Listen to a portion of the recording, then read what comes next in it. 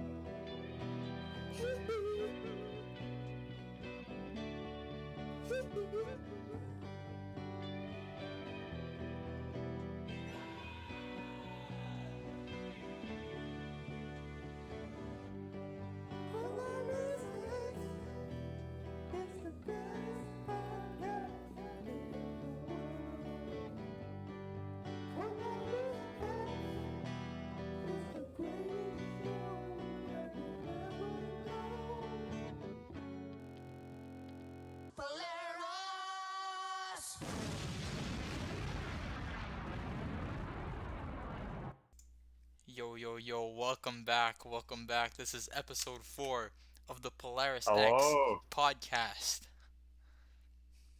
Hello, everybody. Hello, What's up? hello. Today, we have a great episode for you. We're going to be reviewing Sad Wings of Destiny by Judas Priest and talking about a bunch of other Classic. shit. Do any of you guys have any how are you guys doing? What's going on with you guys? You go, Uh, Justin. you go first, John. Well, it's finals week, so we all know what that means. Um, What what exact what exams do you have? oh, too many. Well, I have five exams, all due within the next like week and a half or something, and I haven't finished one, but I've done half of two. You So technically did one hole. yeah. So I have like to do though, like I have to essentially write for them. Yeah. How does it work? Do they give you the exams and they give you like a date of when it needs to be completed, or? Well, because we're online and stuff. Yeah. Um, Most of the time it works that way. I'm not sure because like it all depends. For me, uh, essentially they give you like a thing, and it's a sheet saying what you have to do, and essentially you have to just write a piece of like around 1,500 words or a bit more, and then they give you and yeah, I mean A thousand five hundred words is easy. for each course, That's easy though, because you like don't on realize average, that yeah, you don't realize how fast like writing a yeah, no, 1,500 words, especially if you do like the really easy instead of it is like that's the most basic thing to do.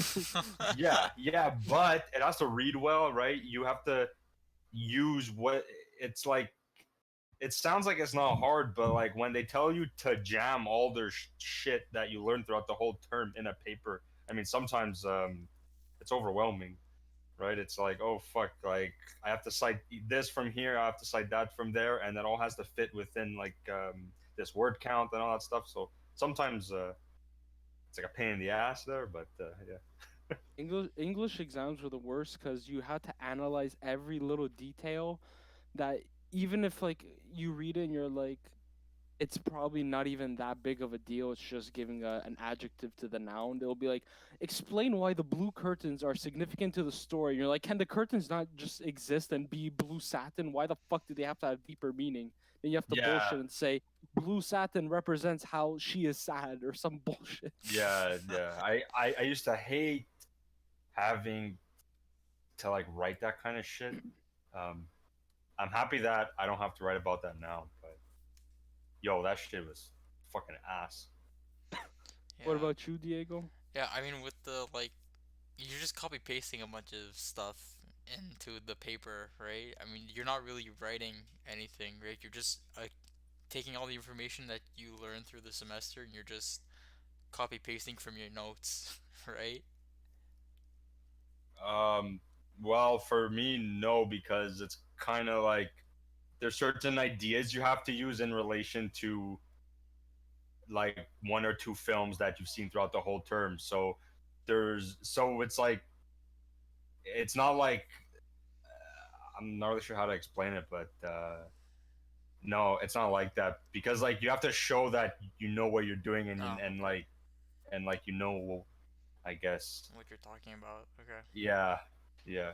Cool. Yeah, I'm doing good. I'm studying for finals. I got a final on Tuesday, and then I got two finals in one day in like 2 weeks. So Oh, that's that's fun. ugly. Yeah, Yeah. and earlier this week, I had won a competition. Oh yeah. Yeah, Accidentally. tell us. Accidentally. So usually, so I was on this stream, right? Let me see if I can actually pull it up for a second. The actual guy's stream. Let me just go find it. Hang on.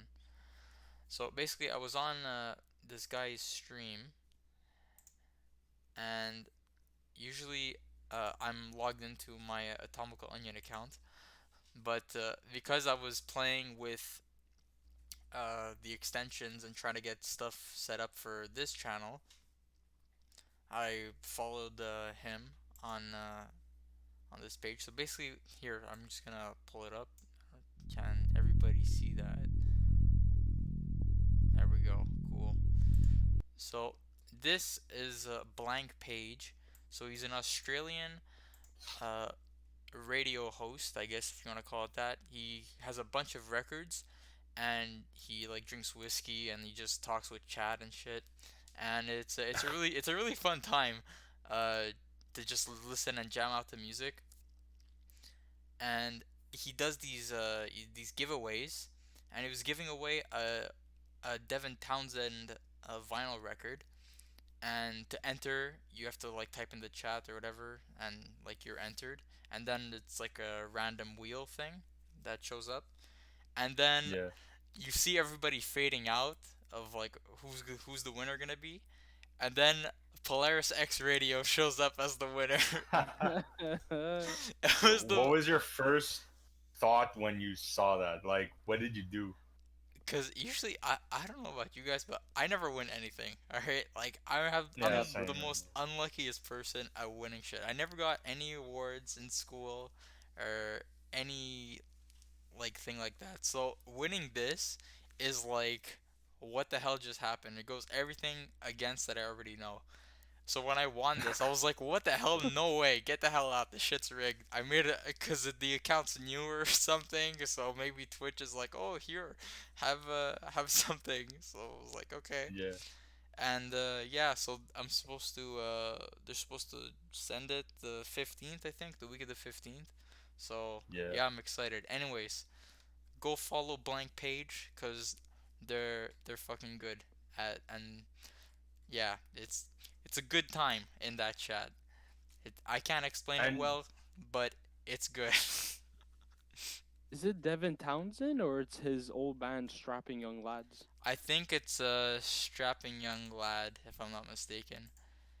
you mentioned the album that you got. It's a rare one, right? Yeah, yeah, it was like there's only 500 copies in the whole world or some shit. Nice, Uh, nice. but I don't know what it is. So I guess I'll get it when I get it and I'll make a post What is it about it. called? Alien? I have no idea what it's called. I just know I want it and that's it. I, I've only won like from a contest. Like I've only won one thing my entire life, and that was tickets to see Sepultura, Sacred Reich, and Crowbar at what is that? What is that venue called? It's right near at the L'Astral, and I was like, okay, Oh I'm yeah, excited for this, and then yeah. boom, COVID happened. Respect the Reich. So- The Sacred Reich, dude, they're Secret so Reich. underrated, bro. Secret Reich. I always make fun of them, but I never took the time to What do you to mean you like make really fun of listen. them? Yeah, Dude, what do because you like mean? it's so funny. Like Secret Reich. Like what the fuck? It's like this like sacred force. Yo, what's a thrash band you wish people knew more about? Obviously Voivod. That's it. Voivod, 100%, bro. That's it.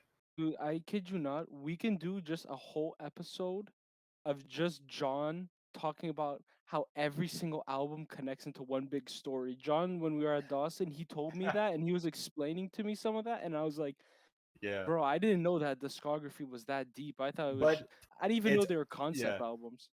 Yeah, it's only the first five I think really tie into each other, and then the ones after, there's some of the main characters from the first five albums that are within the songs of the other records, but I'm not too sure. But I know for the first five, they kind of weave in. So like the end of the first album takes up from the beginning of the next one, and blah blah blah. What's your favorite Voivod album? Mine's always gonna be Dimension Hatros, but then Roar is Same. A close second for me. Yo, dude, Or Nothing the Face. That actually that's my favorite. bro, I Yeah. haven't listened to that. That's the one where they do a cover of Pink Floyd, right? Yeah, Fuck, I actually it's gotta so listen to that. because when the band when you listen to them on the first two albums especially, I mean like it's rough, and It's pure thrash there. yeah, and but the albums a bit after they just sound way better, and to kind of hear what they're doing a bit more, it just adds a lot, and I feel like they perfected it with Hatros and Nothing Face. I think they kind of like reached the peak in terms of what they were all about, I think, on those two No, albums. I felt like they're like the first progressive thrash band, like doing technical shit. Oh yeah, yeah, Like especially just in the '80s, everyone was going just pure thrash, pure speed insanity. And then there's times exactly. where they break it down and play these really heady riffs that are just for the '80s, for '80s thrash, way ahead of its time, bro. Yeah, yeah. They were using like they would like they used these weird harsh things in their sound that none of the bands had. Like just these like weird chords, like the absolute worst chords that you could ever have in your ears are on those Voivod albums. But it's so strange Like that so harsh, those you know. dissonant chords though, Yeah. like they don't sound like even as dissonant as they are, they don't sound bad. They actually like fit in oddly enough. Oh yeah. Yeah. Yeah. Ah, dude, I love Voivod. It's done so well. I mean, I know, man. And the fact that they've been around this long and there's still people that just don't know about Voivod, and it's like, bro, what are you doing? yeah. But yeah,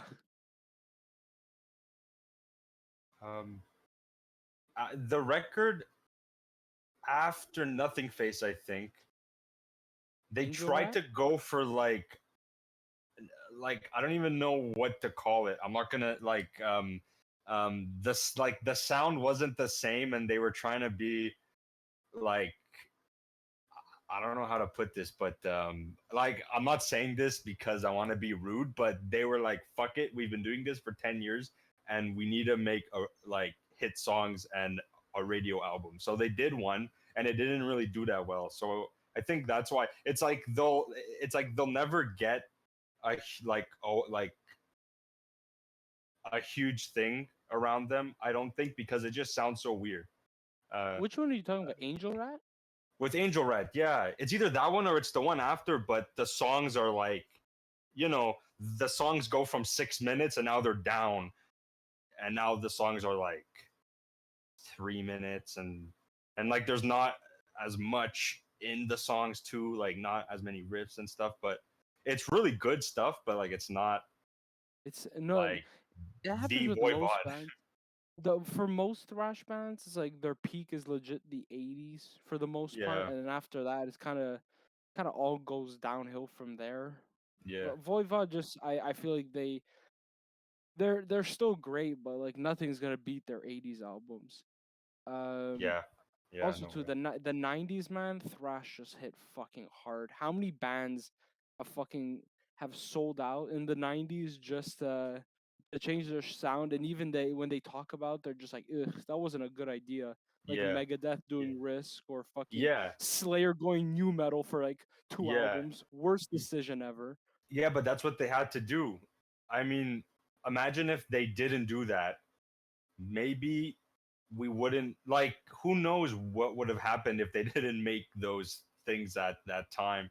Maybe maybe we wouldn't even know who they are right now if it weren't for that. Dude, I don't Who know, man, knows? because Who knows? because Yeah, go. Sorry, sorry. oh, sorry, because I was gonna say like I don't know about that because I don't know if you noticed, but Slayer never plays Diablicus and Musicus live, and they're huge.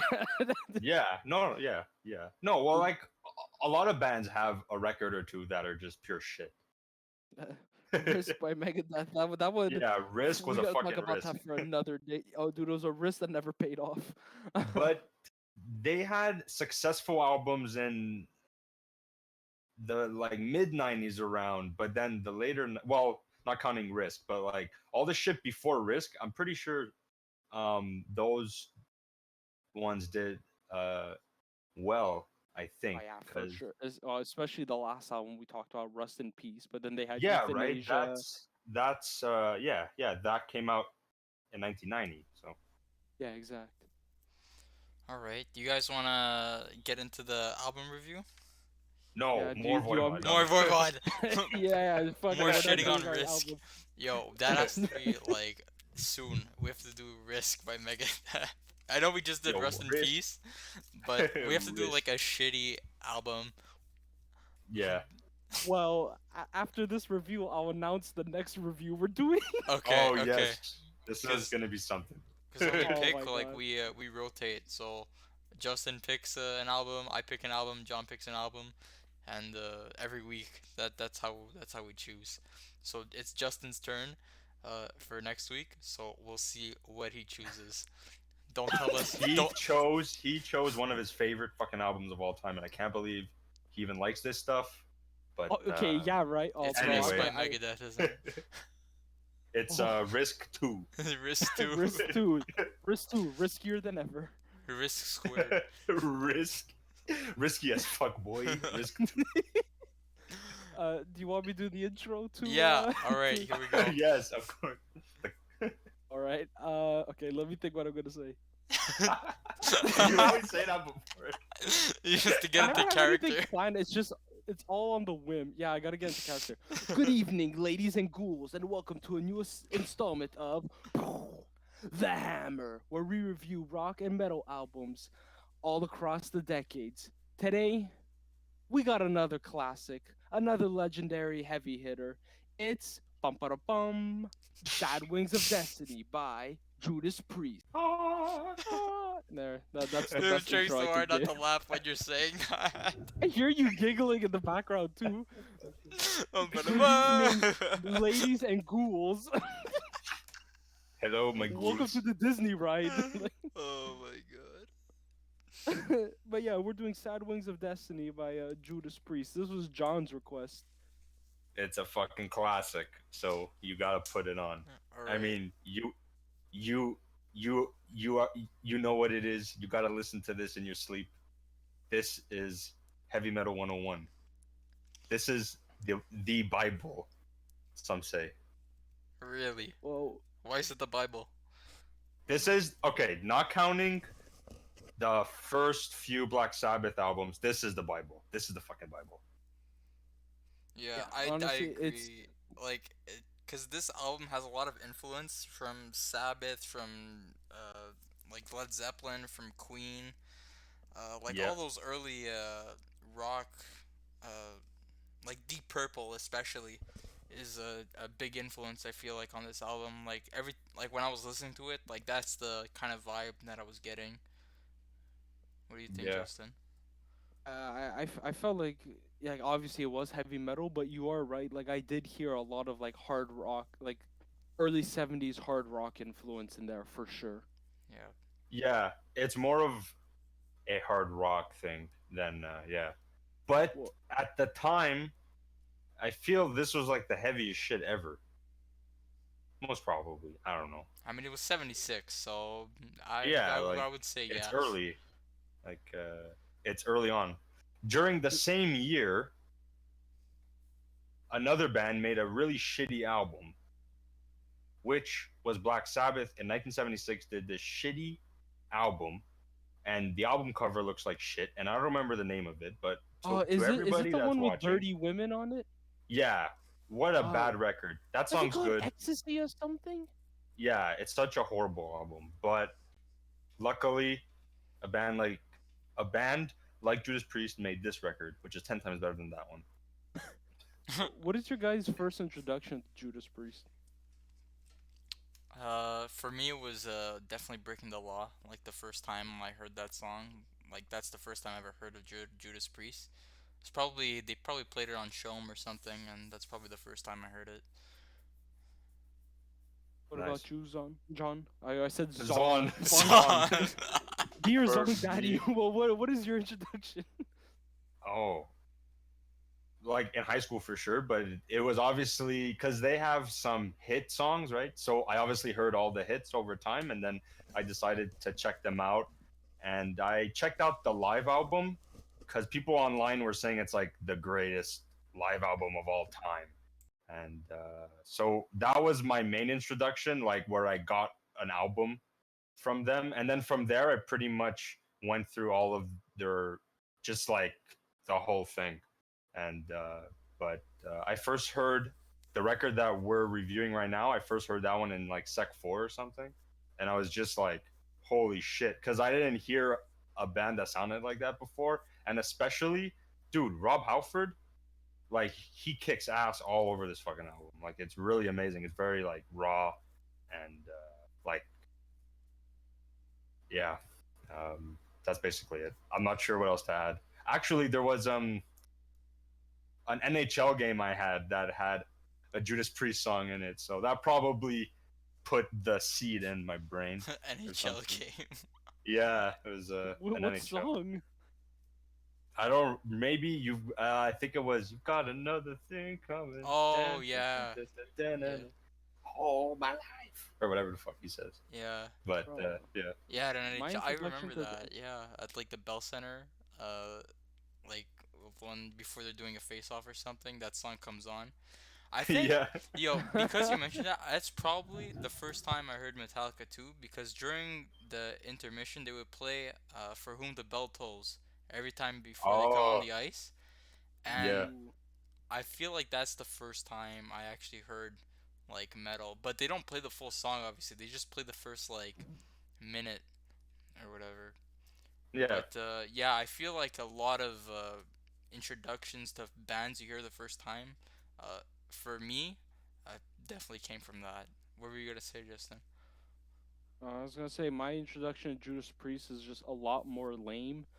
I watched a Watch Mojo video of the top 10 Oh best my metal god. songs. And that was and they put Painkiller, and I was like, oh my god! And Painkiller is an awesome yeah, song. Yeah. That's their heaviest yeah, song for sure. What was the yeah, And list? then The and watch then mode. I heard on the radio on Shome they were playing Turbo Lover, and I was like, this sounds cool. And of course, out of all the like the yeah. album But that's considered their most shit, that's the one that I fucking like. Yeah, this I'm gonna get into Judas Priest like that. But yeah, then no way. No way. dude, and now I listen to Turbo Lover, and I'm like, bro, this is corny. What are they doing? It's such a bad. It's just a bad album. That song's good though, but I feel like as a record, oh my, what the fuck were they thinking? Then I got Defenders of the Faith, and that one just kicks ass. That's a Yeah, classic. rock hard, rad free, hard. Uh, so Uh, yeah, let's get into the review. all right. So this album opens up with "Victim of Changes." Now, for me, the first time, because the only Judas Priest songs that I really knew coming into this was "Breaking the Law" and a few "Screaming for Vengeance" songs. Yeah, And so coming into this, listening to this, because this is their second album, I'm pretty sure, right? yeah, Yeah. And to me, the vibe that I got, this is a nice car ride rock song. You put this in your car, and then you smoke some weed, and then you just sing along, and it goes changes or whatever, or something like that. Yeah, those high while you're pitched. driving high. Yeah. Yeah. Hopefully you don't crash. Hopefully you don't crash. Don't drive and smoke weed. But Just the opening.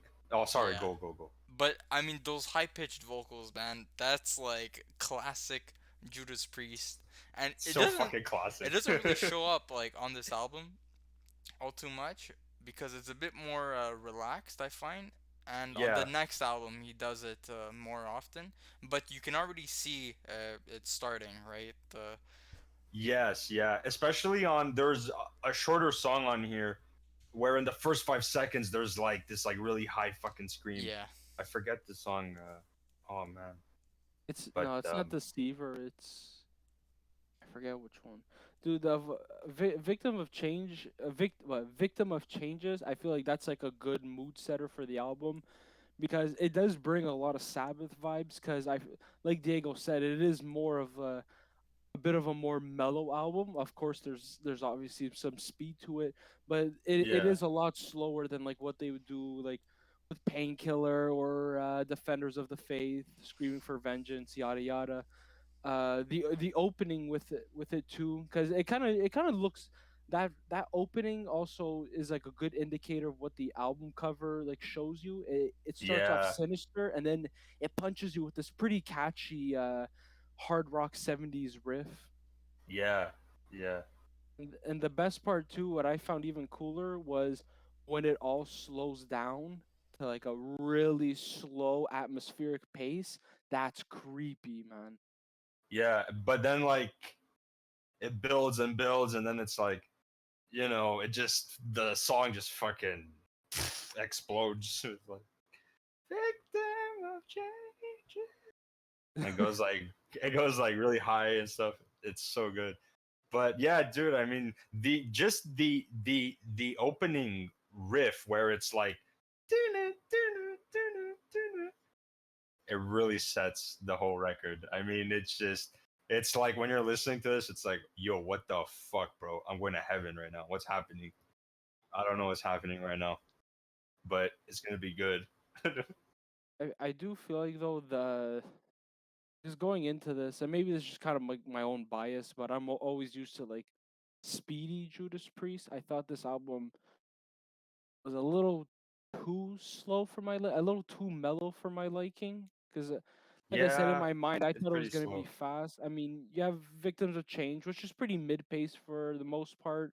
Yeah. From what I remember, Island of Domination, the last one, that one was somewhat slow, right? Yeah, yeah. There's some faster songs on side B, but for the most part, the riffs aren't fast. I mean, overall, I feel like they didn't know what they were doing, but they were kind of going somewhere, and you hear it more on the album after this one too. But yeah, Because here it sounds like they're not biting, but they definitely wear their influences on their sleeves, especially like we said, a lot of the hard rock stuff that Diego mentioned with Deep Purple and Led Zeppelin, and a lot of the slower parts for sure do remind me of Sabbath. yeah. Well, because at the end of the day, it's a hard rock album more, Yeah, right? that So I it's think understandable. that's I think for me that was kind of like a bit of my disappointment with the album, is I thought this was going to be like, I knew this wasn't going to be like Iron Maiden or anything, but like to No. start off with, but I was expecting like quite a bit more speed. I find at some points there's a few times where there's a bit of some sleeper songs like was it Dreamer Deceiver, like I thought at some point like it's a nice it's kind of a beautiful riff, but I find like Yeah. I know towards the end it picks up a bit, but I felt Yeah. like it dragged on a little too long in my opinion. Yeah. I mean, it's a long song. It's like 8 minutes or something like uh that. I don't s- remember. I feel it's 6 minutes, but Okay. Yeah. because it does a really nice transition into the next song, Deceiver. Yeah, Like cause that's it's probably why it feels yeah, longer. yeah, Th- I think a big thing I have with the album is that just kind of like the structure of it. Like Victims of Change, that's a good intro. Then you have the Ripper, yeah. which is That's the one I was. Yeah, yeah. Sorry, go. that's the one that starts off the high pitched scream. Yeah, Yeah, like that one, it was a fun song, but I feel like there's quite a few songs that they're a little too short, and I'm like, man, if they really just expanded more on it and provide like, you know, a lot more back and forth soloing and just a yeah, bit more structure, I felt like I would have liked it more. Like Deceiver, um, I was really getting into it, and then to know that it's like it's like a bit less than 3 minutes, I was like, well, you might as well have just included that, like attach that to Dream Deceiver, because then it yeah, would made it like another 7 minute or whatever song, because it yeah, transitions so good. If I play Deceiver by itself, I'm kind of like, this is too short. yeah. But I think they're supposed to be like one. Like I'm pretty sure it's supposed to be heard in like one song. You know what I'm saying? Yeah, especially with that So transition, it makes it seem as if it is one yeah, song.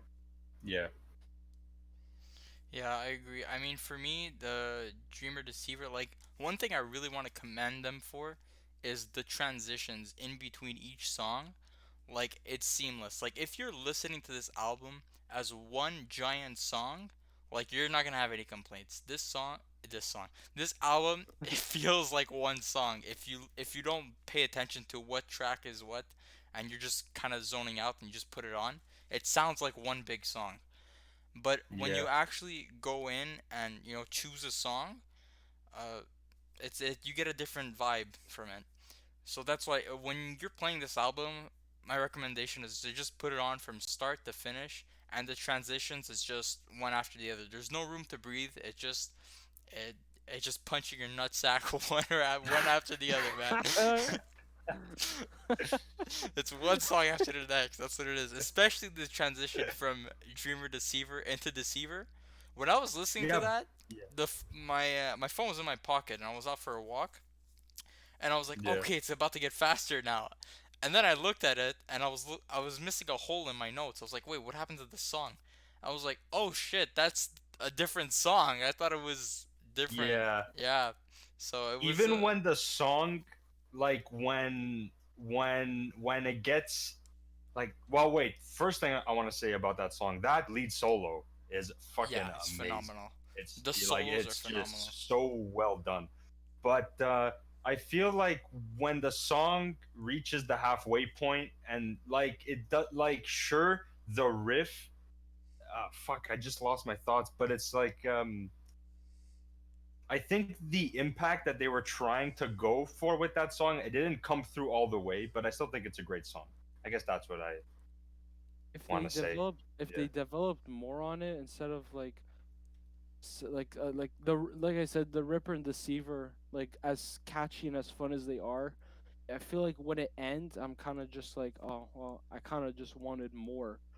Yeah. So I feel like it's kind of like the same thing we talked about in Rust in Peace, like at Dawn Patrol, or what I said, Poison was the cure. Was that if they expanded a bit more on it, I think I would have Yeah. liked it a lot more.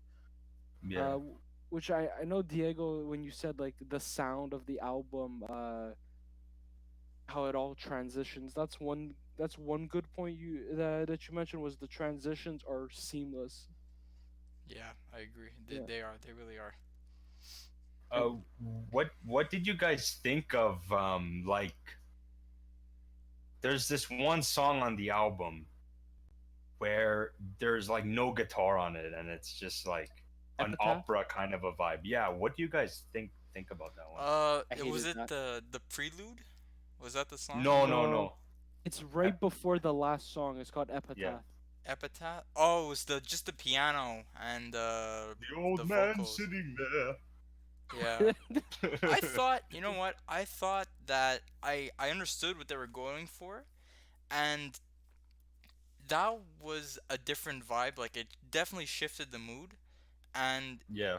when you, I mean, you know that meme where that kid is like when you like this and he's just stuttering. when you when Yeah, you went When like you think you when you could, yeah, dude, I love that video. that's me right when you now. could, yeah, Crusher. Anyways, but what I'm trying to say is that they were going for something. They took a risk on this song, and I appreciated that. And I tried to listen to it from just okay. If I were just to click this song, and because I wanted to listen to it, how would I react? And that's how I listened to it. And by doing that, I felt like I enjoyed it more. And Mm, but listening to it one after the other, I know I'm kind of contradicting myself with what I said before that it's just one big song. This part of the song, it's the mellow part that Justin was talking about before. This is the part of the album where it gets really, really metal, and this yeah. song puts the sad wings of destiny, puts the sad and the sad wings of destiny in this album. That's all I'm gonna say Yeah. for it, for now. But I Yeah. enjoyed it overall. So I think maybe I can tie this back to like the structure of the whole album. To me, it's just right after genocide and That song fucking is amazing. That song's amazing. well, I have opinions on that one. Mercenaries. It's just right after this pretty catchy riff on genocide, and then just before the last song, which is like the final blow. I felt like Epitaph was just so out of place. I don't know. I felt like that one was just like, all right, Rob, if I wanted to listen to you doing you're singing on an Elton John instrumental, I would have just listened to Elton Yeah, John. that's a good point. Yeah. Yeah. Which I guess, so I just said the word impression. We can talk about the playing and the performances themselves. I think they're all pretty fucking smooth for the most part. Yeah. Yeah. Yeah. I like how the guitars, I forgot what song it was. Yeah, I think it was on Tyrant, where they're doing these really flashy call and response back and forth, and Yeah. you can really tell there's a good chemistry between them. The bass the whole time, which I guess I can mention the production too. Uh, I mean the bass is always just a driving force. It's always continuing. There's not a disappointing moment with the bass. It always feels like there's not just a rattle but a strong punch, and it's just it always makes the song more exciting, I find. Yeah. Yeah. So the bass, I mean, and it's not one of those things where it's like, okay, it's just in the background. I mean, you hear the bass, like it's Yeah. prominent and it's not ever a distraction. Yeah, the Yeah. production is really good on this album. Yeah. Um, I I felt like the drums though, I thought they were like pretty weak. Maybe it was just the equipment I was listening to it on, but I mean, I heard everything else good, but then the drums, I heard the cymbals, but I barely heard any like kick drum or any yeah. snare hits. And maybe that's just like I said, the equipment I was listening to on, but I barely heard the drums. So No, I I've I thought it was done well, but also keep in mind this was made in like the mid 70s. I mean like it sounds raw, right? I mean, it's not gonna be like yeah, but I just wish they had more punch. That's yeah, that's the only thing. I just wish I had a bit more punch. yeah. Do you guys ever feel okay? Well, you guys are gonna know my opinions on it already, but No, no. what are your opinions on like the vocals? Do you find there's any flaws in them at all? Yes, for this album there are some flaws. Okay, thank you. I'm not insane. It's because Rob didn't hone his vibe yet, which I feel like I feel as if he like for some reason on this album there's some parts where it's like, what are you doing? But on the album right after, I feel like he just had it all. So I guess he needed this album to kind of get to where, like, I mean, It's kind of like the I'm not stepping really. stone to it, Yeah, yeah, because yeah. there's some But parts. obviously, Sorry, no, go son. no, no, you go first. I mean, I feel like the albums after this, like, it makes more sense. It feels But like for more in their groove yeah, in the later ones, because this one, like like I said, they're wearing their influences on their sleeves, and while yeah, mixing with their own original sound, and especially with Rob, he tries quite a few different things. Um, when he's singing in more of like a normal like Voice. range, I feel like he sounds like a strong front man, and when he does those those super high vocals, I mean, he sounds like a phoenix bursting out of the flames. But then yeah, he hits a few duds where I believe is on Victims of Change. I could be wrong. Where Yeah. I felt like he just cuts into like these high pitched vocals just in a weird way where he'll be da da da, and it's just like okay, that's a little weird. And when he does his lower sombering singing, yeah. I mean, That's just horrible. dude, okay, dude, I'm not crazy. Like Yeah, that's Dream just Dream not for his Deceiver, like vocal style. Dream Deceiver, like I thought the riff was pretty decent, but I was like, man, his vocals in the first half are fucking hard to get through. No, dude, the best one of the for me one of the best parts in the whole album is in that song where he says, "Set in the cosmos is a single sonic sound." Dude, that's so fucking beautiful. That's so beautiful. I don't know, man. Just I don't like That's it. fucking beautiful. It sounded more like he was. Same thing I could say on Epitaph. Like I just felt Yeah, like the but that's vocals. just I was like, bro, what the fuck are you doing? yeah. I And think he I I does feel like these. they. No, go. Sorry. Just one last point on the vocals. Yeah. On Island of Domination, he goes normal, and then he does these like kind of, it's like Cookie yeah. Monster fucking growls, and I'm like, bro, am I listening to 6 Feet Under? Was the Chris Barnes band 6 Feet Deep? Like, am I listening No. to fucking 6 Feet Under, right? Yeah. Yeah, like, am I listening to Judas Priest or fucking 6 Feet Under? Like, I was like, those Cookie Monster growls, like the song, he has a strong vocal performance for the most part, but then sometimes he tries to experiment, and it's just like, dude, it Yeah. just, that's such a blemish. And it kind of, I had to rewind it. I was like, okay, I gotta hear that again. There's no way I just heard that bullshit just play through my headphones, bro. For the most part, Yeah. he does a very strong vocal performance, and you could see how, especially the high pitch vocals, how guys like was it King Diamond? I mean, Oh they're yeah. very comparable. They ripped on Rob. Yo, but Rob definitely has more of a technique, though. I feel like this album, Yeah. the technique is there, but he doesn't perfect it, like you said, John, till the next album, to the next albums in their later discography, where, well, later discography, they're the next albums in their discography when they Yeah. actually find their sound and get into their groove. Especially the next, I'd say, like, yeah. In terms of his vibe, I feel like, now that I think about it, why does everybody online, they always say how the album is like the best heavy metal, like, first one ever made, where the records they made right after are just in some ways way better than this album here, but this album gets all of the hype. You know what I'm saying? Yeah, like I don't understand that. Diego, what do you I think? guess because they were first. Because, I don't know, people have a thing for, like, oh, it was first, I'm first, guys, you know, I'm first in line, I'm the first one to buy the new iPhone. Like, I Yeah. think it's that same reasoning for that. Yeah, So, But but it's it's just not like even the one first year heavy metal after. album, though.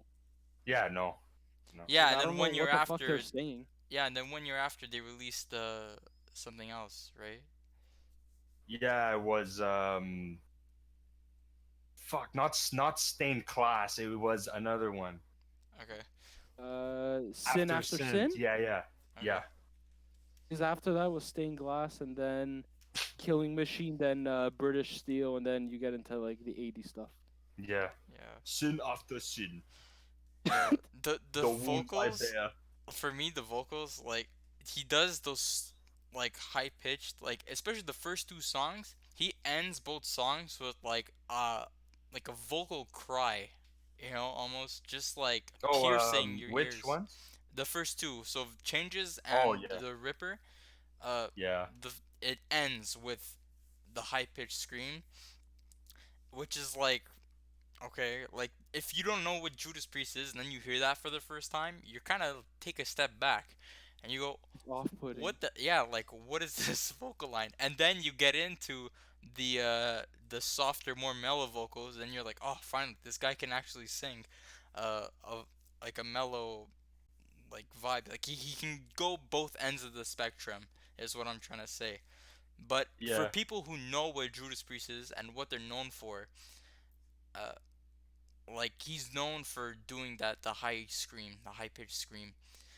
So for somebody new who doesn't know what that is, I would understand if they would like the mellow version more than the high pitched scream, because they're not used to that, or they're always used to Yeah. hearing auto tune shit or something. But the thing with the high pitched scream, right? Yeah. Notice how a lot of the '80s bands ripped off that, and that's all from Rob, Jeff Facts. Tate. I mean, all that high stuff. That all comes from him. Like, where do you see that?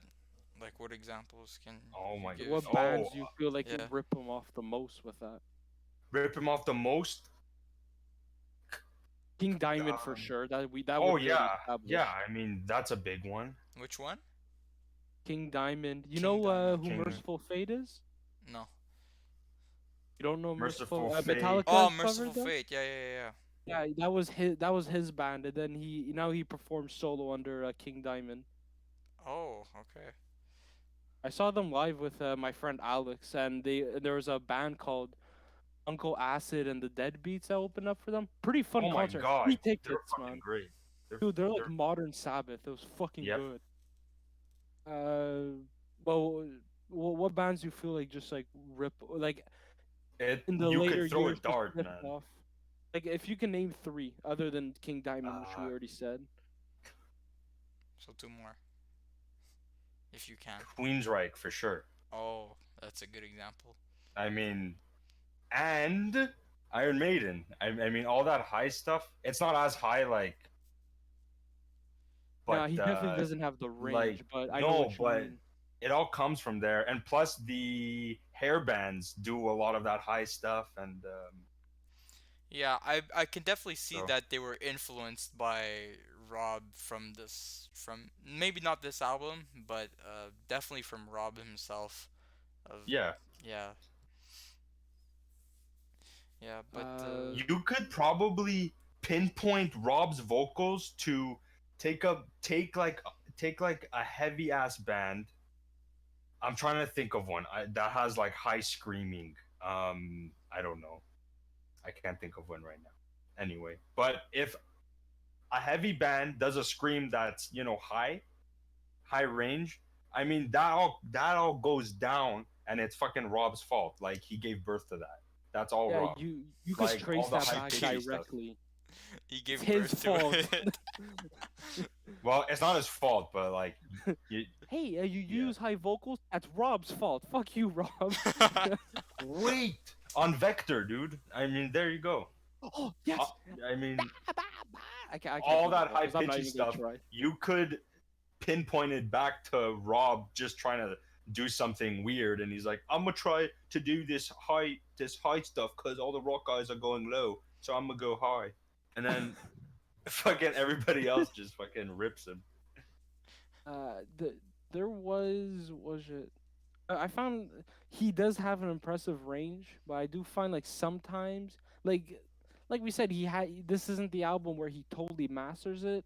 Where a lot of the high vocals I find are a little shrill. I can't give you an example, but I knew there was somewhere I'm like, damn, that has a lot of power, and other times where I was like, he could have done better. Yeah. Um, One thing I want to Sometimes, mention. Oh, sorry, yeah. go. Okay, well, cause it's to kind of go off of that, I notice when he does a scream that's not too high, but it's in like a higher range, and his voice kind of moves up and down, like you Yeah, know what I'm saying? that I wasn't a fan of, Yeah, man. same. I think he does it on Victim of Changes. Now I think about it, Sometimes, yeah, he does it yeah, where he does it, and I'm like, okay, he's at that high point, and then it's like he should just like descend there, and then he does that, like you said, it kind of like a vibrato, and I'm just like, okay, see, that's yeah. like some of But the it's so vocal wide delivery. sounding that it doesn't really add to the song. It just kind of sounds weird. It's, Yeah, it sounds out of it's like a blemish that's like, bro, how the fuck did you not like, did you not see that? yeah, Uh, on a more positive note, some of the riff playing, dude, is yeah, amazing. top My notch fucking Yeah, playing. the riffs are crazy. dude, like I feel like they just have like this pummeling power to them that just never gives up. My favorite being like, a good example is the opener, "Victim of Changes," but I find on "Island of Domination" and my personal favorite song, "Tyrant," I find that one. I Yeah. find they're just, oh, dude, Tyrant kicks ass. Dun, dun, dun, dun, dun, dun, dun. Dude, like it does, Fucking it feels like incredible. they never give up. Only thing I have a problem with, sometimes I feel like the solos, like the riffs sound like full force, but especially on Tyrant, that's when I really noticed it, where it the solos sound like very muddled and they sound very paper thin, and I was like, oh fuck, man, come on, don't do this on my favorite song. Yeah, yeah. Also, this album, there's these lead parts sometimes where both guys are playing a lead at the same time, which Ooh, is the really twin cool. soloing. Yeah. I feel like the only band that was really doing it I mean, there weren't a lot of bands that really had that thing, and I mean, Especially not heavy so metal bands in like yeah, mid no, 70s. I mean, really, honestly, no. Like hard rock bands, maybe. Heavy metal bands, there no, were some, but yeah, not often. I, I, I'm not sure if I have any other points to bring. I, I feel like this is just. It's kind of not that it's demo quality at all, but I do feel like this is really kind of like it's like the first album you give a kid the Lego blocks and then he's just mixing and matching. This album I feel is like he's reading the manual of how to put things together properly, and then later on you see the full complete structure. You see like yeah, it's like a tree growing. You first see it's just nothing but a little seed, but then it grows its roots, and then boom, then it's the full thing. So yeah. that You that's the mentioned that. Sorry. I mean, I don't know. I'm done with my tree comparison. Oh. No, I just want to Focus. say because the songs are not that fast, but listen to the live album that they did maybe like 3 years after this, and they play like half the songs off of the album on it, and it's like a lot faster. Like it's very raw and in your face, and incredible stuff. So I recommend everybody to check that shit out. Unleashed in the East. Listen to that shit. Another thing for the vocals, I found like the Ripper, like the vocals were like they were pretty spot on. They were good, but especially like what they're talking about. I mean, they're talking about Jack the Ripper.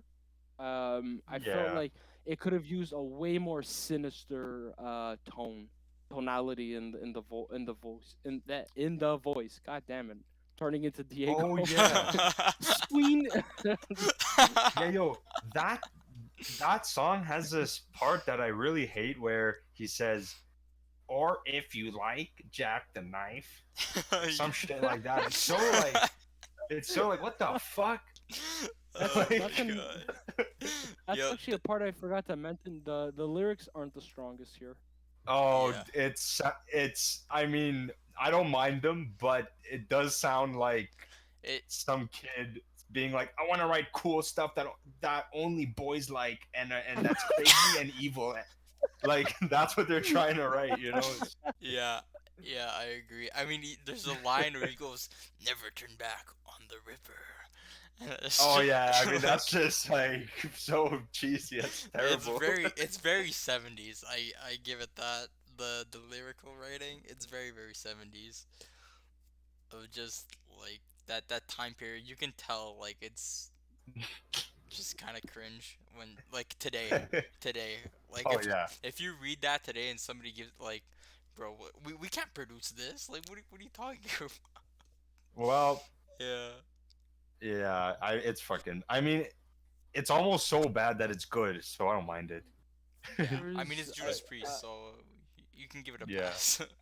yeah, on the first song, Victims of Change, like it has an interesting concept of like a relationship failing because of this woman's alcohol addiction. I just found that they could have just put a lot more. I feel like metaphors or more um just more detailed writing that just really sticks out. I mean, the opening lines are just so stupid. Whiskey woman, don't you know that you are driving me insane?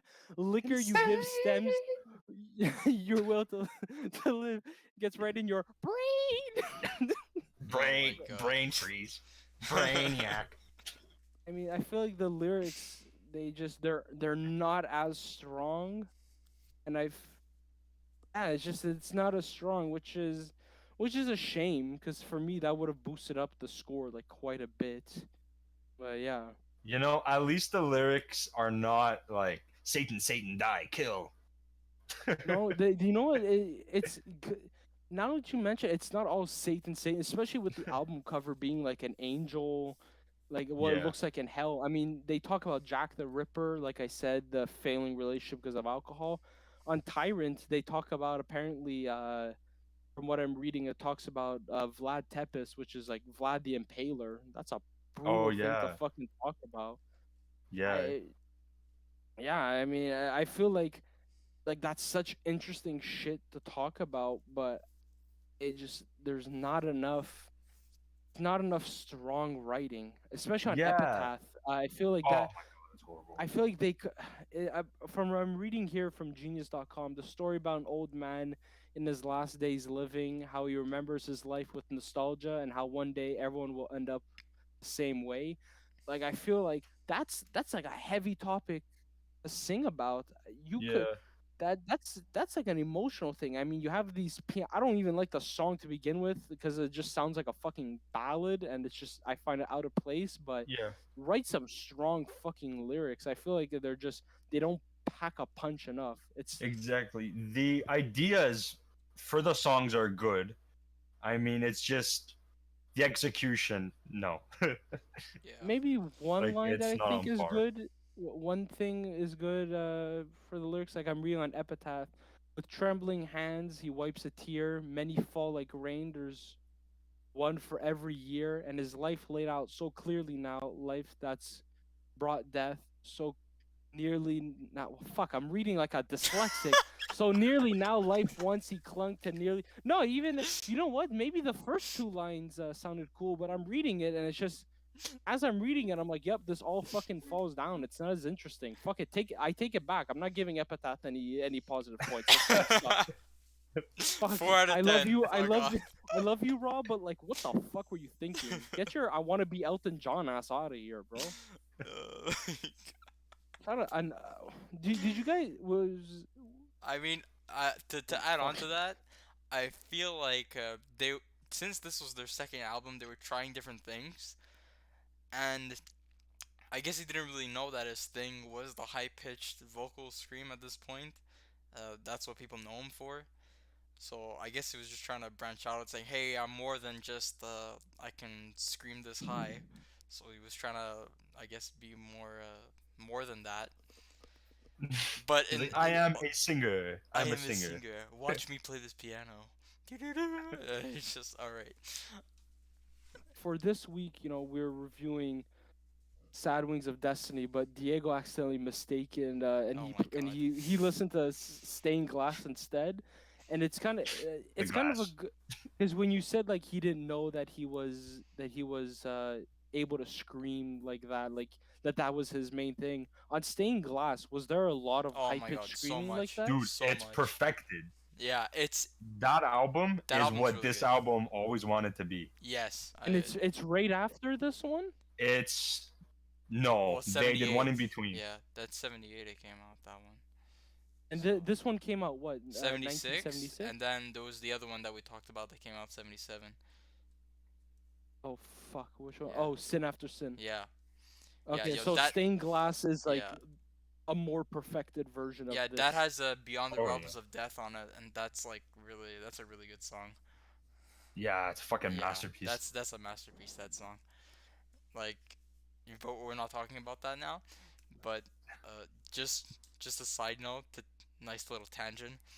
That solo on Beyond the Realms of Death is something else. Oh yeah, That's like so yeah. recognizable and just yes, just kisses all around. Fucking great. Chef Chef's kiss. kisses. Yeah. John, you've obviously been listening to Judas Priest way more than like you've been listening to this way more than us for like a good while. Do you find like the lyrics improve later on, or is it just lyrics are really not their forte? And it's mainly like you listen to the vocals and the music, but don't pay attention to the The lyrics. lyrics don't improve, but the songwriting improves. The hooks improve. Like on all the albums after this, every song has a good hook. Like every single one. Breaking the law, Bing. breaking But the. guys, if you want to hear a real shit show, listen to their first album, No. Rocka-Rolla.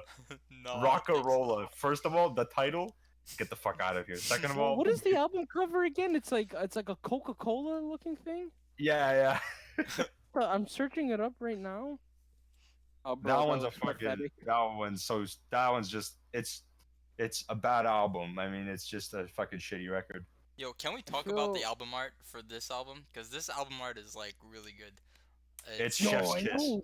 dude, this like you see the what's the angel like here, I'm gonna see if I can pull it up because like this shit is too good. The angel just surrounded by Set. fire and his wings Yeah. was black. So detailed, like it's Yeah, fucking it's really incredible. good, man. It's, Like It look looks at like a Renaissance painting almost. look at this shit. yeah. Where's open it? Oh, that's the link. Fuck. Open image. Where is it? Open image in new tab. Boom.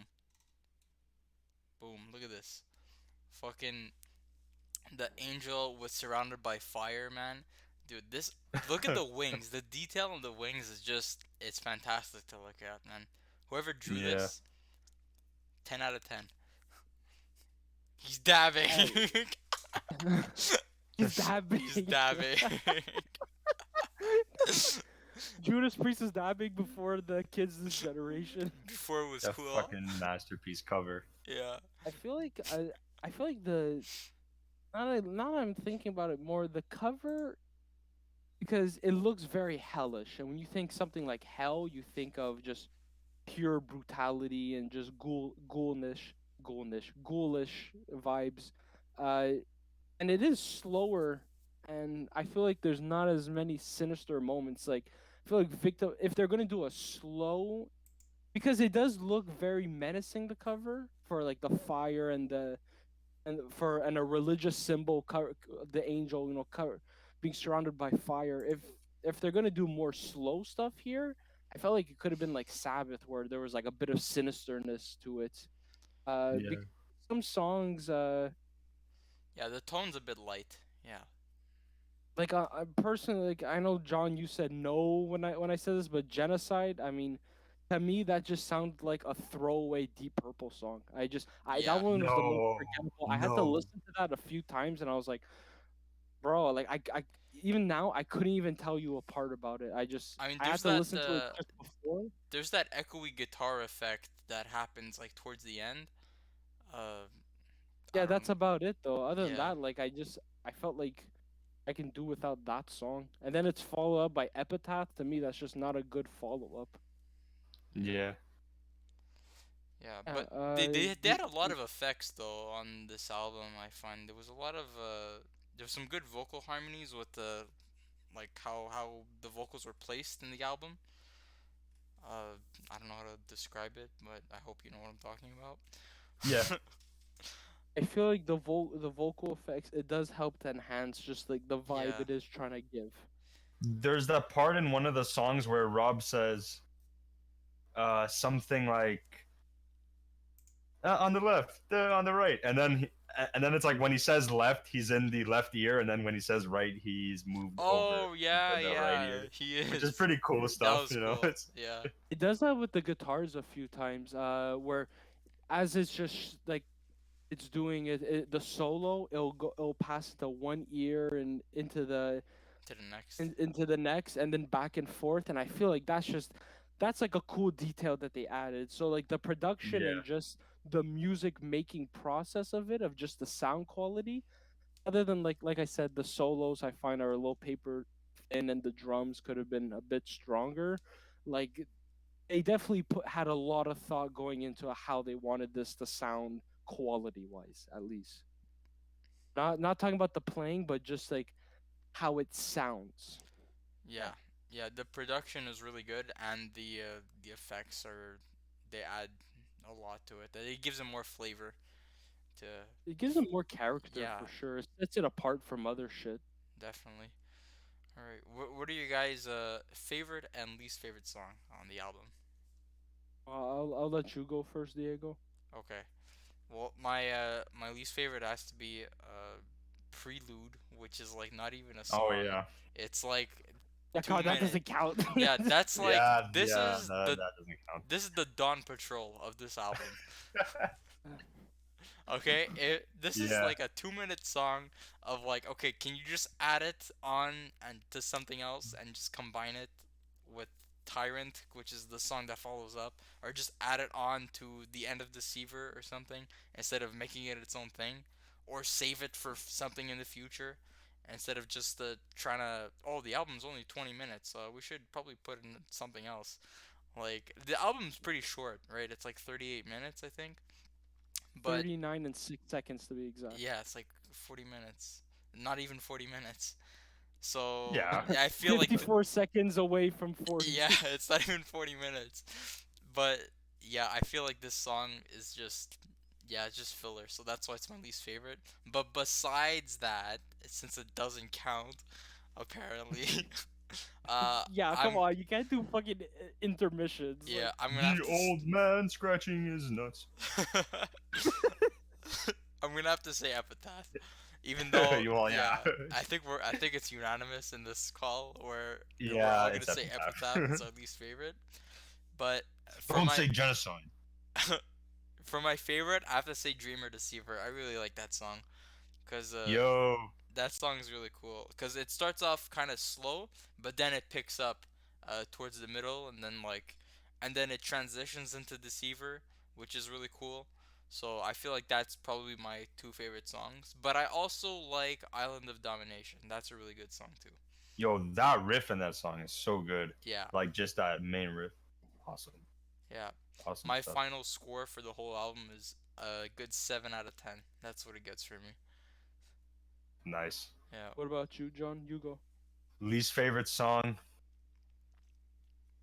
is obviously it's Epitaph. It's definitely a just- victim of changes for sure. For obvious reasons. I mean that song, if I would listen to that, like I will never in my life go on my phone or on YouTube and just listen to that song on its own. If I'm listening to that song, it's because I'm listening to the whole album, and it just so happens that it's the second last song.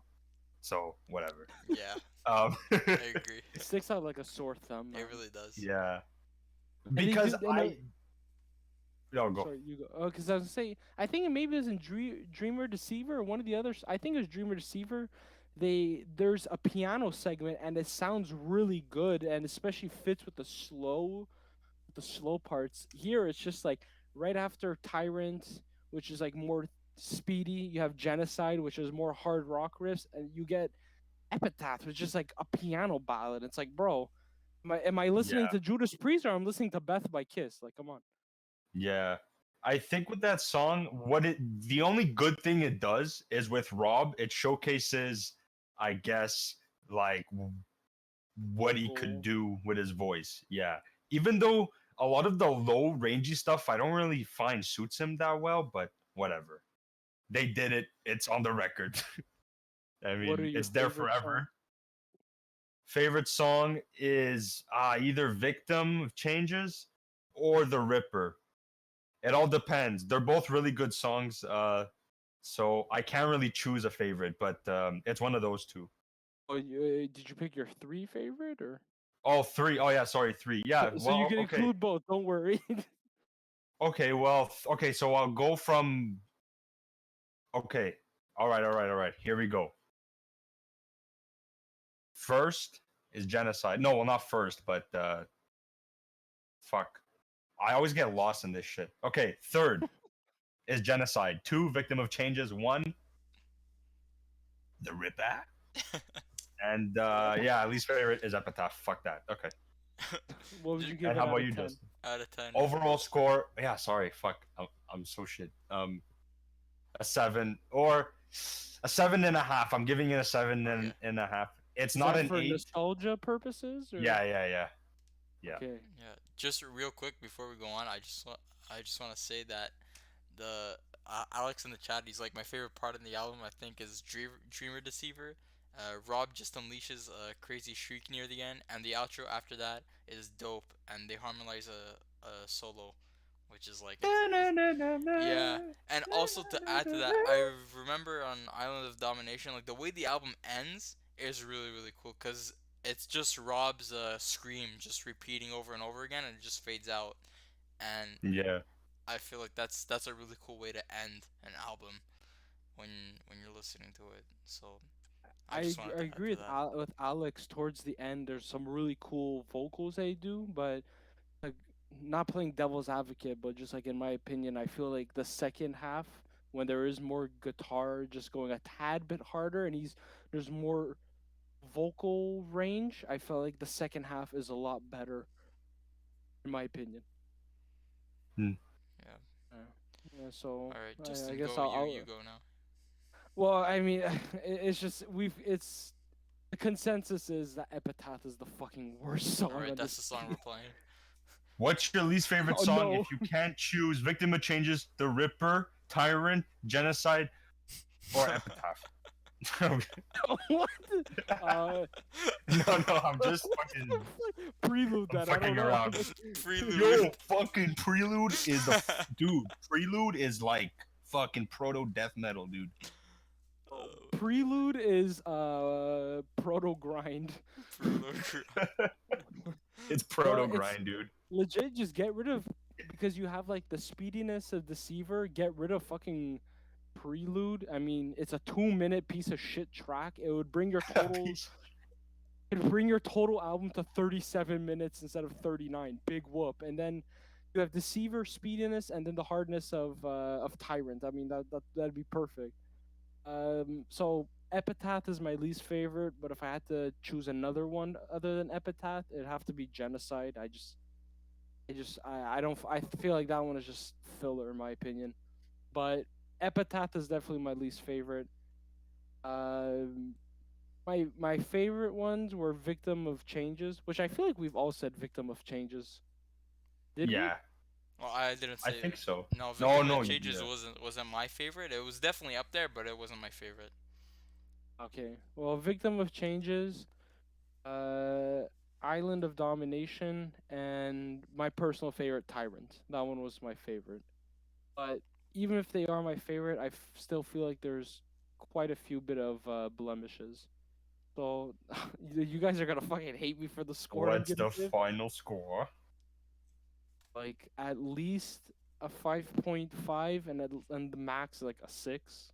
Wow. Oh my A god. 6. Yeah. This is the lowest score we've ever had on the show. We had like 3 albums. The lowest. Bro, it's- Wait till next week. Oh yeah. Oh yeah, I'll announce that soon. I feel like we said, this is still like their baby steps until they're gonna. Yeah. I came off Judas Priest with Defenders of the Faith, and then I come into this, so I'm really not super aware of their earlier catalog. So it was a journey that I'm happy I got to go through, because I mean, this is such a legendary band. It'd be a shame if none of us never explored them more. And it is interesting to see their origins, their influences, and how they finally mesh that into their own proper sound. But if Mm. I'm being critical about it from every aspect, yeah, I'm kind of leaning more to like a 5.5, honestly. Wow. Yeah. That's crazy. So final I'm so scores, sorry. I'm so sorry, Rob and KK. What's his name? Not KK Slider. That's the fucking. Animal Crossing. Yeah, that's the Animal Crossing dog. What's the KK what? Downing? Yeah. Yeah, I'm sorry, Animal you guys. Crossing. Animal Crossing. I'm sorry, you guys. I worship you guys, but this just wasn't it for me. But yeah, I mean, do you guys have any other notes that you guys want to mention for this album?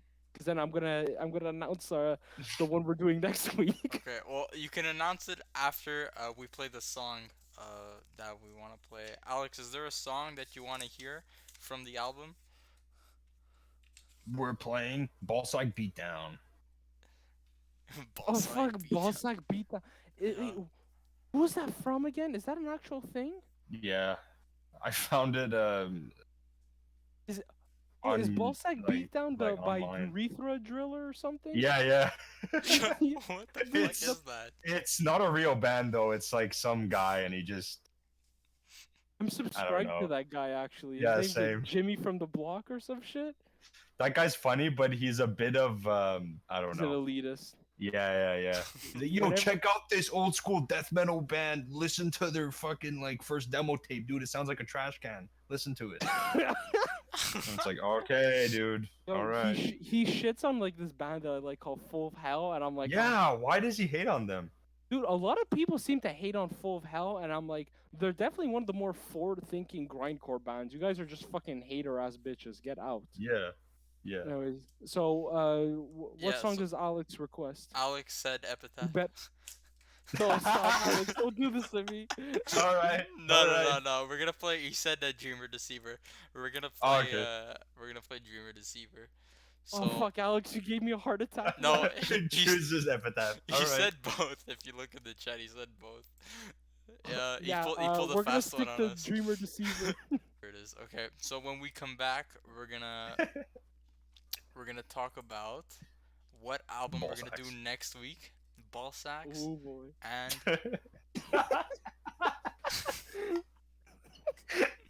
My favorite topic. Ballsacks. Yeah, Ballsacks and what album we're doing next week. All right, stay tuned. Here is Dreamer Deceiver by Judas Preist. Perfect.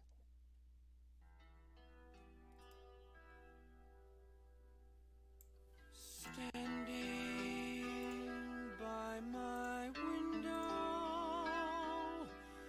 breathing summer breeze, saw a figure floating neath the willow trees, asked us if we were happy. We said we didn't know. Took us by the hands and up we go.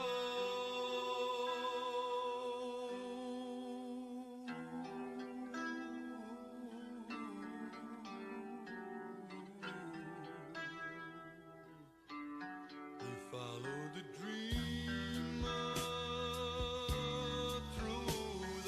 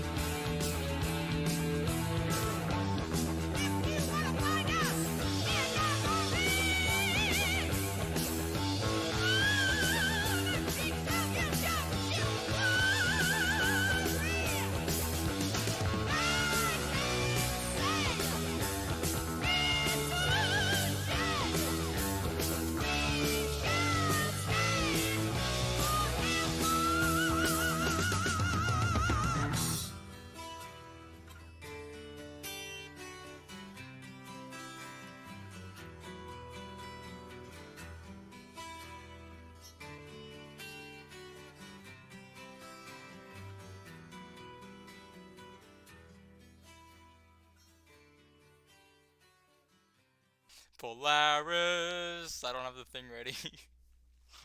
Set in the cosmos. Polaris. I was expecting We're back. Polaris since I haven't heard that in such a while. Yeah, hang on. Let me. Oh, I just leaked all my files on stream. Oh, that's nice. Just leaked everything. Where the fuck is it? I need to find it. Polaris. Pretend this never happened. You may fine. I'll imitate it. Polaris. Polaris. Oh yeah, now we're ready. Oh, that was so anticlimactic. There we go. Okay.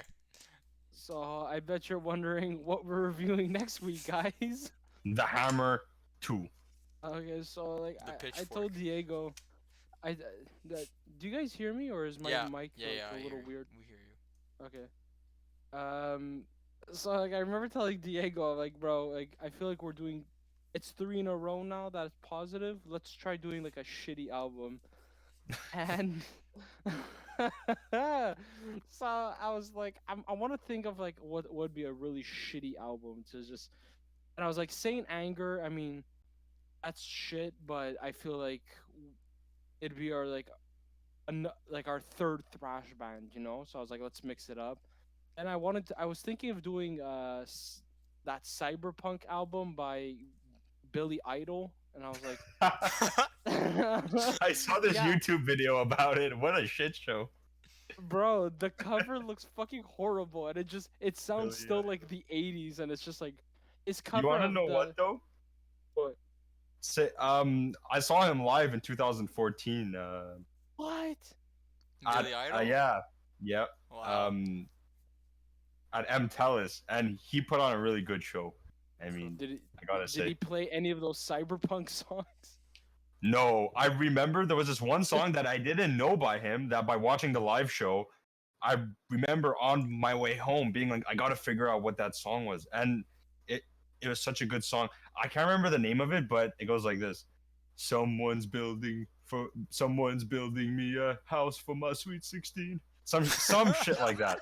I just butchered it, but yo, listen to that Sweet 16 song by Billy Idol. It's fucking good, okay? Listen to that. But yeah, go. Sorry I was for thinking- that random. No, that was No, fucking no, dude, funny. I That's- appreciated that yeah. singing. That was good. We need more of that. I feel like we sing so often Yeah, on it's this show. good. It's the singing Polaris Polaris Idol. Polaris Idol. So I was thinking maybe that stupid Cyberpunk album by Billy Idol, and I was like, no, let's dig a little deeper.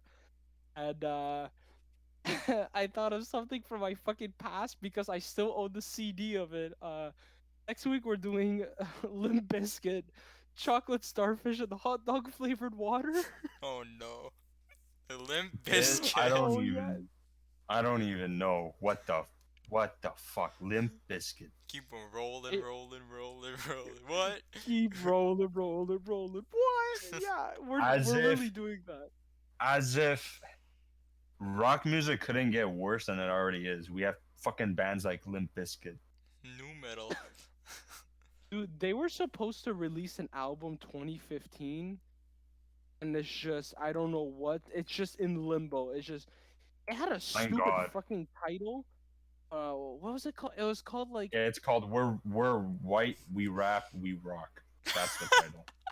I feel like Limp Bizkit is like, it's like it's rap music for people afraid of black people. Oh my god.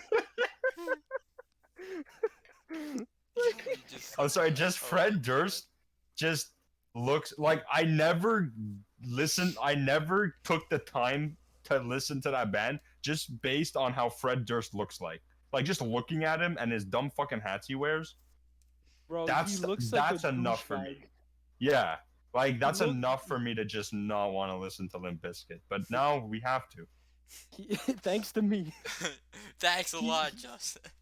No problem, guys. I'm the gift that keeps on giving. Merry Christmas. This is supposed to be like their unreleased 6th studio album. It's called Stampede of the Disco Elephants. What a shit ass name. They're so artsy. They're so wow. They're so Wow. crazy. How And creative. Like with a title like that. the album cover that they have here, it's like a bunch of cartoon elephants with raver glasses. Oh they yeah, have, yeah, God. and they did a song with Lil Wayne, and it's fucking awful. yeah. Fred Durst looks like he doesn't know what cologne is, and he thinks that just spraying Axe body spray is Bro. cologne. He looks like he smells like a fucking, I don't know, like shit. He looks like a rat, bro. He looks like he moans when he comes. Like when he moans his own name. Yeah, Oh my exactly. God. Oh, bro, I'm excited for next week because I have to fucking listen to something from my fucking teenage years, Limp cock. bro. Limp Dude, Disket. I'm gonna save it for like because we're gonna talk more about Limp Bizkit Yeah. for next episode. But boy, do I have a fucking embarrassing story with that. Oh, I can't wait. No, Oh. my Can't god. Yeah, but so next week be on the lookout for from the band that contributed more to music than the Beatles and Judas Priest, for sure. Limp Bizkit.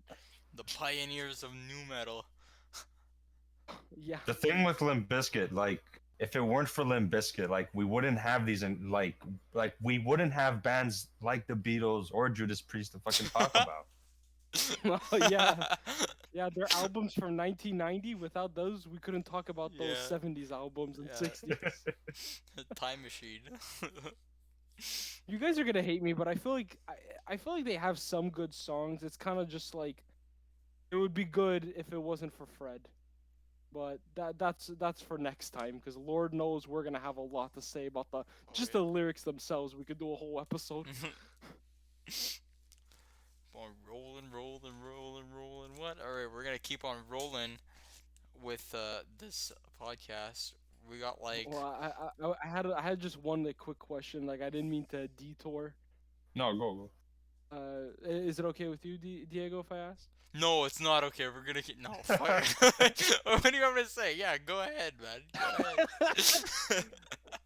All right. When were you guys baptized? Like no. What? Hey, What the fuck? This is so random. What is because yeah, like, why were you guys baptized? And like, I just wanted to know, like, what are you guys wearing right now? what's your social and security number? I'm asking just for security reasons. Oh my god. Do you guys feel like because new metal was such a fucking huge thing, late 90s and 2000s, new metal was everywhere. There were so many copycat bands, and I mean even before new metal was a thing, they were mixing some hip hop and metal. I mean, you had Anthrax do that song with Public Like- Enemy, Like, and I'm the man or something? no, I think it's called Bring the Noise. Oh, yeah, sorry, yeah. And there was, like on that song Epic by Faith Oh, No yeah. More. Do you feel like there's any band like do you feel like rap and metal should just be completely separated, just out, like should not even touch, or do you feel like there could mix under certain conditions? I think it just shouldn't exist. I'm, Like, You're just I'm being roasting- serious. I'm Yeah. all for experimentation and seeing what works with what and trying it just to see how it sounds. But after trying it, you can say that you did it, and then you never go back, especially with new metal and Limp Bizkit. You do it once, you say, alright, we took a risk, and it was by Megadeth. But I feel like whenever instead of saying take a risk, we should say we did a Megadeth. We did a Mustaine. we did a mistake. We did a Mustaine, and that was a mistake. We mustained metal. We mustained my pants.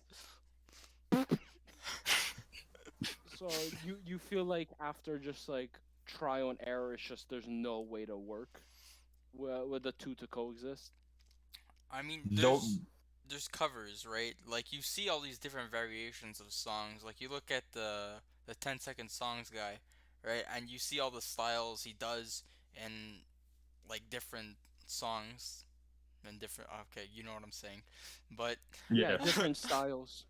and like that's cool to see. Like, oh, okay, I didn't know that worked with that. Or it's also a good way to say, yeah, that doesn't work together. Like, like rap and metal, like it could work in some cases, but definitely not in all cases.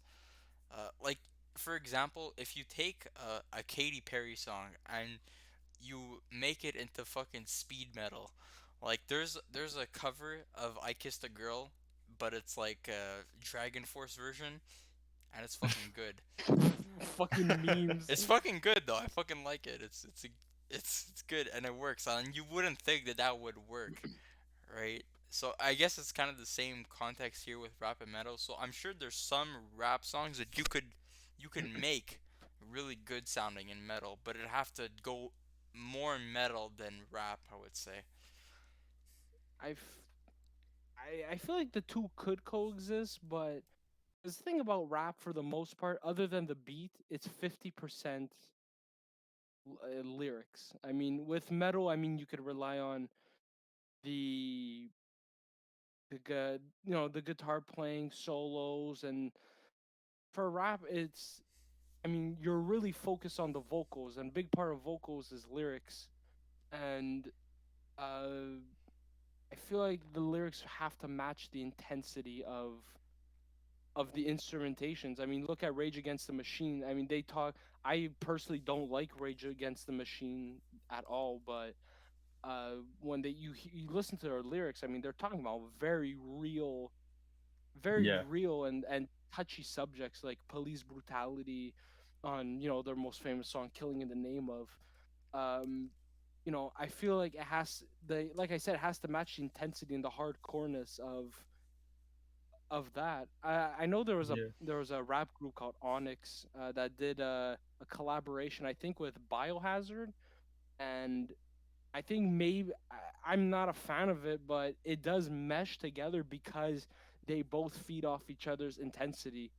But like I said, the thing, like I said, like 50% of the vocals is how the vocals sound, like the singing of it, the roughness, and the other 50 is the lyrical content. And a lot of like rap metal bands are cringy as shit, especially the new metal ones. It's Like fucking not only horrible. your Like, I lyrics can't just listen to really that. just your lyrics are very whiny. Oh, I want to cut myself because my Slipknot CD was scratched, but like you sound whiny and then you try to sound like, yo, I'm DMX on this. Like, no, that's not fucking happening. Rest in So peace, I feel DMX. like I don't know who DMX is. No, I said rest in peace. Oh, Yeah. He okay, passed yeah, away. dude, rest in peace, Yeah. bro. That guy was just handed a bad card. Yeah.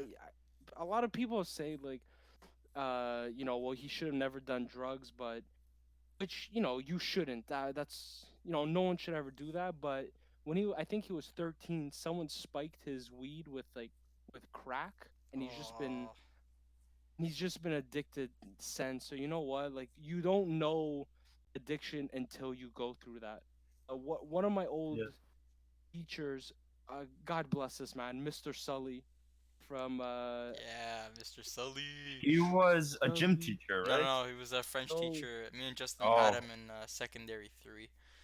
Oh. Yeah. he was a French teacher, but he felt more like a philosopher. He never made you seem stupid. He always wanted kids to do critical thinking, which you don't see a lot of that in the education system. Dude, the way he But started classes, he he put a quote on the screen, and he's like, "Tell me what this means." He didn't even teach us French first. He's like, "Okay, we're gonna talk in French, but I want you to think this way. Like, what does this quote mean to you?"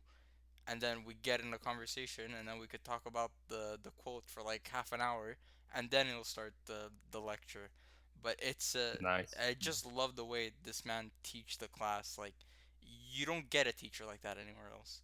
But continue. But but Yeah. like, what happened to him? Well, I know he there was when our schools were first gonna merge, there was talks that maybe he might leave, which thankfully he didn't. But Oh, okay. I don't think he's there at the school anymore, which is sad because I'd love to visit him. That man, oh man, that man changed my life. I love him. But he said a story where I don't know where he lived again. He didn't live in Canada originally, and it wasn't like Jamaica or somewhere, but it was somewhere in the Caribbeans. Am I right, Diego? I don't remember, but I think you might be right. Yeah. He said that he knew this guy that he would obviously smoke weed, but this guy was jacked. This guy was, you know, six pack and he was muscular, and someone put cocaine in his weed, and then he just became skinny and just addicted. So you don't know what Oh, addiction is like until you go through that. I don't wish that on fucking anyone. yeah, Mm. that's not That's a lie. fun. There's a few people I hate that can go through that, but that's besides the point. Anyways, that was just my Yeah. little fuck. We Just went like from deep new stuff. metal to Talking about addiction. addiction. You see what fucking Limp Bizkit does? You see what it does to people? And Biscuit is my It crack. just makes them think of these like negative things. What do you mean? Don't you feel like you can keep rolling? No. When How I think can of you? Limp Bizkit, I think of that song where it's like, "Hey, now you're an all-star," but I know it's not Limp Bizkit. But Yo, it's the it's like same. the same vibe. It's the same Yeah, vibe. I think it's the same thing, yo. Those two coexist in the same space in my mind. There's no, it, fuck, yeah. Two thousands music. I feel like 2000s as a decade, the music was just the fucking shittest. Yeah, what Whether it's R happened and there? B, hip hop, or fucking metal, especially metal and rock, they took a fucking beating. Yeah, they took a beating and a half, man. Dude, it's pathetic. It really is. But you think that's the reason why rock isn't so popular anymore? Because it took that People dip. got tired of it. People It's got tired. oversaturation. Yeah. You think that'll What happen with today's music with all the the trap auto rap tune? and Because stuff? now today's music structure, it's okay. We write a song, we get an artist to rap over it, and now the artist who raps over it is the new guitar solo. Yeah. Cause they rap, they sing. Cause what you were saying before with like the vocal lines and everything, how like that has a lot of intensity and that means a lot to people. Like when you start spitting bars, as the youth say, spitting bars like really fast. I feel like that replaced guitar solos in songs today, or that's the equivalent of pop music guitar solos. Is they get a rapper to come on and they start rapping for a verse and then they go back into the song. Yo, put a Everything. Zan in my ass, Oh let it my melt god. through my cheeks. I I don't know get if you high. know this. If you know the song, it's called Miley Cyrus by Stitches, where No. in the chorus he's like, "I'ma put cocaine in your ass." Dude, my uncle Yannick, he was telling me, "Do you know this? I'ma put cocaine in your ass." I'm like, "Oh my god, I love you, Yannick." Yes. Oh my god. The best way I think to describe just this is all just a phase. I mean, this super auto tune trap rap and this really boring pop music, especially I feel like more rap because that rap is more the dominant Genre. um is more the dominant genre nowadays. Of course, you got big pop artists, but right now I'll talk about rap. I mean, you still have guys that are doing mature stuff like the Griselda boys that I love. You got fuck, I can't think, Vince Staples and yada yada. But all this really auto-tuned mumble rap stuff, it's all a phase. You gotta look at it kind of like picture it kind of like punk and thrash, where Hair metal. It's like hair metal, dude. uh It's basically the hair metal of music right now because it's all about the Yeah, flashiness, like yeah, kind of like what Motley Crue was doing with the outfits and whatnot. But think of it more like punk and thrash, where it really thrives on the youth. And then Yeah. once people grow out of it at some point, people grow up and they realize, wow, that wasn't as good as when I thought it was. I mean, there's shit that I used to listen to that I'm yeah, like, I can't listen to this. Limp Maybe Bizkit. not thrash. Actually, remove thrash because there's still some great thrash bands, but mainly punk. It really thrives off youth and rebellion, and that's what a lot of these trap rappers are trying to fucking do. But yeah. at some point, there's like these guys, these famous Dexes, these little Zans, these little Pumps, these The Playboy Cardis. baby. I just get the They- impression that they try to just act and look like they're there's something about like the energy that they throw out to the world where it's like I'm cool, like hey, I'm a cool boy, I'm cool, I rap, I do drugs, and I rap. It's like that's what they're trying to give off, you know? It's so fucking sad and embarrassing. Yeah. Like I don't get it. It's just like I don't know. I feel It's like immature or something. I feel like the only thing that's keeping rock alive is Post Malone. and that's not even a fucking. That's not even a rock or metal artist. It's just it's a pop because he star. was like he grew up listening to rock, but he makes the dominant genre of music that people listen to, but he has that Yeah. rock heritage. There's that. I don't know if you guys saw, but he played with the Red Hot Chili Peppers like one time Oh, live, nice. and like that was really cool. He collabed with Ozzy. He's the connection I feel like between today's youth and uh old music of like rock and shit, because people found out Ozzy Osbourne through that collaboration and they didn't know who he was, which is like shocking. Yeah. Dude, But that when song is fucking horrible. I mean, jeez. Yeah, I kind of like it. yeah, it's I, not I that like it. bad, but Dude, I don't know if you yeah. remember Kanye and Rihanna did a song with Paul McCartney, and people were like, "Who's Paul McCartney?" And it's Oh my good Oh that god, yeah, yeah. Kanye's giving people like Paul yeah, McCartney a job in the music business, and it's like, how fucking retarded can you be? This is a legend. yeah, Paul Like to me, McCartney, I mean, is an artist. I mean, like but way he is a before Rihanna, songwriter. way yeah, way before before. Rihanna and shit, and it's like to me, it's like, how do you not know these huge names like Ozzy? Um, And even if you don't, I don't listen to fucking mumble rap, but I know who Pooh Shiesty and all these other poo fucking poo pee artists pee. are. Pee pee poo poo check. Yeah, But I feel like that might be a good segment into our next topic. which is we're gonna end the stream in 10 minutes. Oh fuck. All right, really? it's Yeah, okay. New segment. Fuck.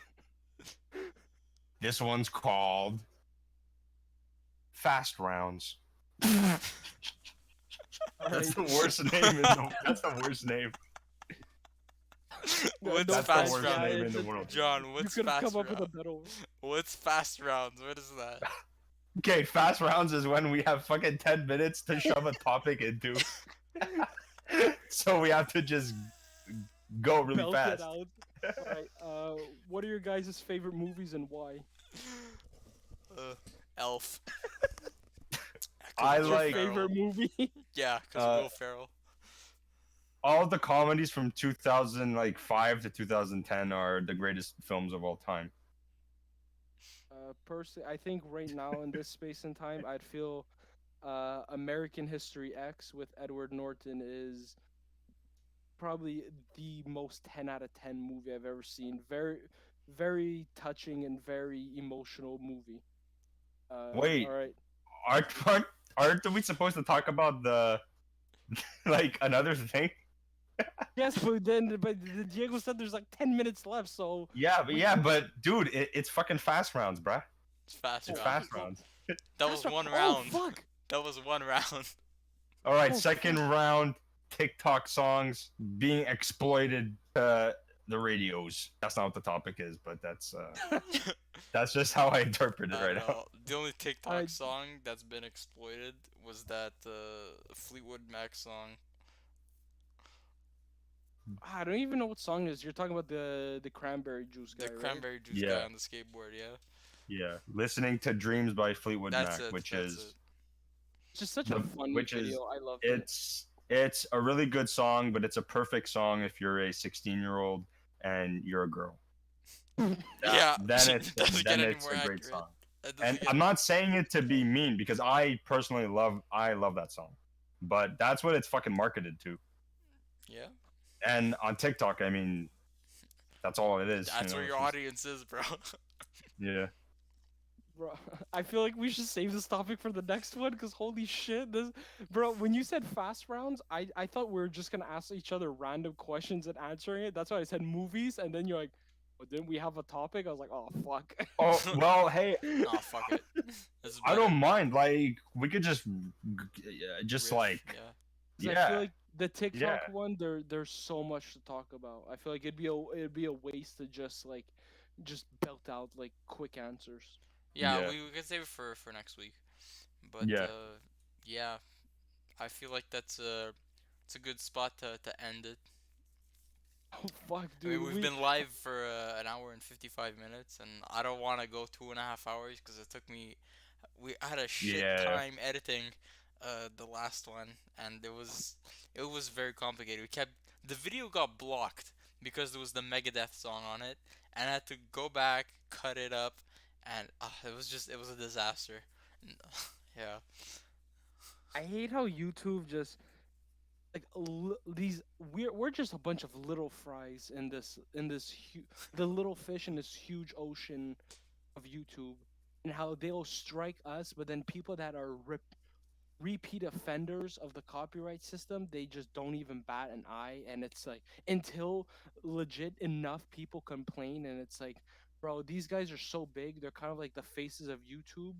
You're really just showing more favoritism if you're letting these douchebags just get away with it, and then you're just gonna fuck up the channel, the small channels. I feel like it's not fair. It's very hypocritical. Yeah, but You I feel like play- if like let's say we were a huge show, it would work the same way. Like we wouldn't be able to use a song from a certain thing or like a band or whatever. You know what I'm saying? Yeah, I know what you mean. Yeah. So like I guess they keep it as fair as they can, I guess. But But it's just Yeah. these huge guys that are repeat offenders. It's kind of like, why would you not like punish them? You'll punish like this little unknown fucking channel, but these huge channels that are known to just say fuck the rules, you won't even bat an eye. I feel it's like, bro, like you can't play favoritism. You really have to show that you have to show a sense of equality, and I feel like they don't do that on their part. Yeah. Fuck you, YouTube. Fuck you, YouTube. And with that, we're gonna end the stream and play a song. What song do you guys want to play? dreams. No, I'm just kidding. Let's end it with Epitaph. Let's end it Alright. with I'm gonna put No, Epitaph. we're fucking not. That's I'm the putting fat L. Epitaph. it's either that or Prelude. So you better fucking choose one. Oh fuck, There you no, go. please. I'm kidding. You better The most filler fucking. Oh my fucking prelude. Well, if any, like I know It's I gotta I happen. chose, Yeah, we gotta play Epitaph. We've been fucking making fun of it the whole time. Why would we fucking glorify it by playing it? Cause it's fucking funny. No, dude. Epitaph is the equivalent of like a fucking brain tumor. It's like I don't want it, and it's glaringly there, and I just don't want it now. Oh my god. I like Alright. I like how all the fucking songs we're not playing a hard one. We're playing this shitty piano ballad. Oh fuck, man. Alright, here's the Alex, why you gotta do this? It's okay, it's the outro song. And with That that, outro song. we wish you sweet dreams Sweet dreams and a good and night. good night. Bye, See you everybody. next week, Limp Bizkit. And leave suggestions in the suggestion box for what album we should cover. If yeah, just leave it in the suggestion box and we'll look at it. We'll consider it. Yeah, give us not ones that are just like 10 out of 10s. Just give us some fucking different quality. Some shitty albums. Well, it's funny that I said don't give 10 out of 10 albums, but I mean, we're reviewing a 10 out of 10 album. Alright, Epitaph. Bye. See you next week. No, fuck Epitaph. Bye. Bye. Good night. He can't regain nostalgic dreams he'll never see again.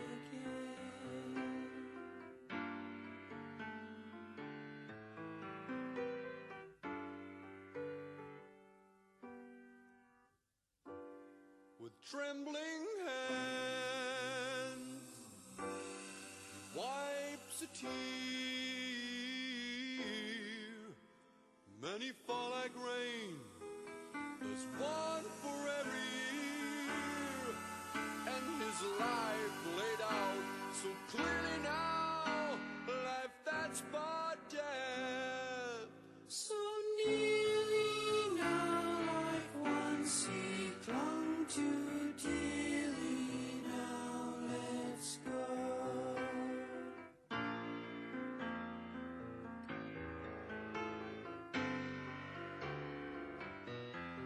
Spare a thought as you pass him by.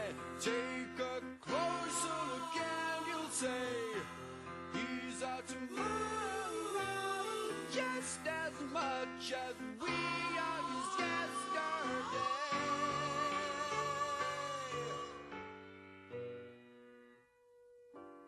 A lonely grave and soon forgot. Only wind and leaves lament his mournful song, yet they shout his epitaph out clear.